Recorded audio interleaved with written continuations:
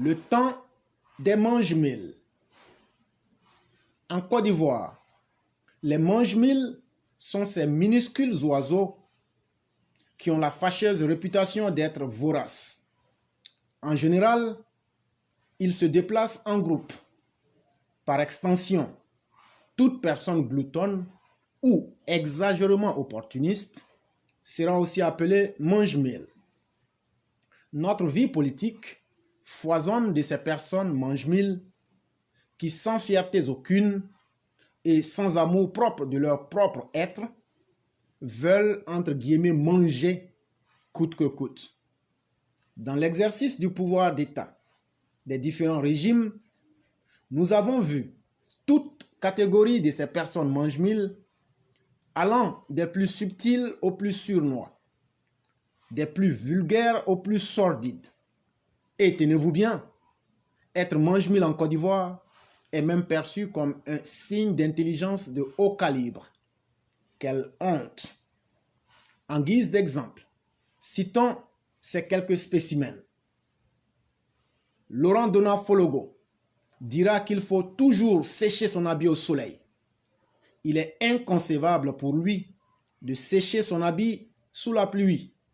L'essentiel, c'est d'exister en mangeant entre griffes, à travers la politique, tout en rusant avec la réalité, en rusant avec la vérité et en rusant avec sa propre conscience morale. Henri Konaté Dieng ne déroge pas à cette piteuse règle. Lui, l'ivoirophage, qui dévorera notre unité nationale à travers sa théorie avilissante de la classification des Ivoiriens ou ivoirité. À force de vouloir assouvir sa haine contre les Ivoiriens du nord de la Côte d'Ivoire, un 24 décembre 1999, il cassera son canari de Bandji ainsi que son assiette dans laquelle il avait exigé que toutes les filles et tous les fils de la patrie se mettent à sa disposition entre guillemets.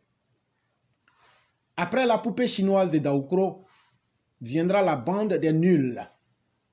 Blé Goudé et Soroguium n'ont d'expertise que la violence pure et dure à eux enseignée par un certain bonhomme répondant au nom de Laurent Gbagbo. En plus de leur goût immodéré pour la destruction des vies humaines et la fourberie, ces trois kidam que sont Gbapé, Ténibanani et Seplou vont utiliser leur dégradante médiocrité pour se hisser à la tête du pouvoir politique entre 2000 et 2011. Usant de subterfuges mensongers, Seplou et Blé la Machette mangeront entre guillemets dans la partie prétendument utile du pays et leur compère Soroguium lui mangera les vies et les richesses des parties centre, nord et ouest de notre République. Au terme d'une gestion calamiteuse, ils ne laisseront à la Côte d'Ivoire que des héritages humiliants comme la prostitution devenue une vertu sociale, la gabegie à outrance, le meurtre des concitoyens ivoiriens, devenu une norme philosophique pour éteindre toute forme d'idée contraires aux leurs. En plus des exemples cités ci-dessus, le régime du président Ouattara a lui aussi mis en évidence une nouvelle race de mange-mille.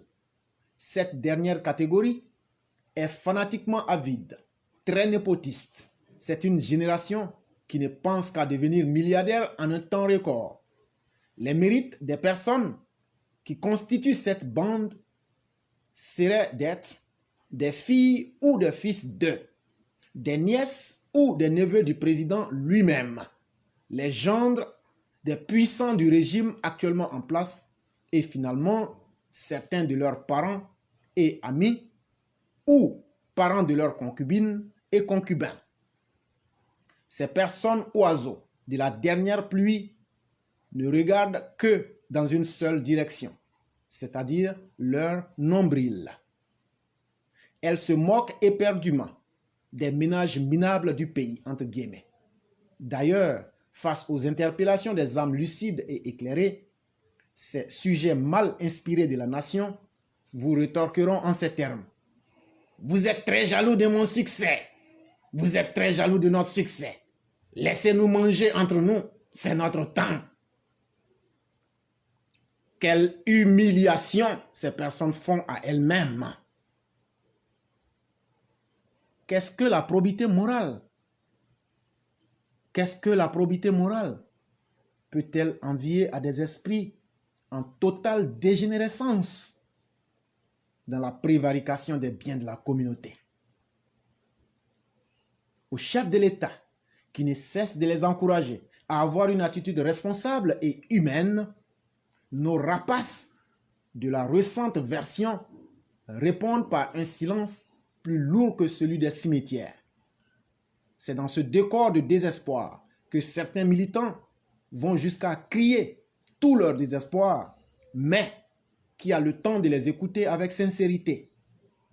En conclusion, il faudra dire que les mauvais exemples de la vie ont toujours une existence éphémère. Lorsque vous êtes à la gestion de la chose publique, il faut s'imposer à soi-même des limites et dégager de véritables valeurs qui forceront non seulement le respect de vos concitoyens, mais aussi la sécurité de l'après-gestion du pouvoir qui aura été sous votre responsabilité. Ne vous laissez point séduire par l'abondance du mal au point de devenir les symboles de la déchéance prochaine. Source Éclaireur Pro Vérité.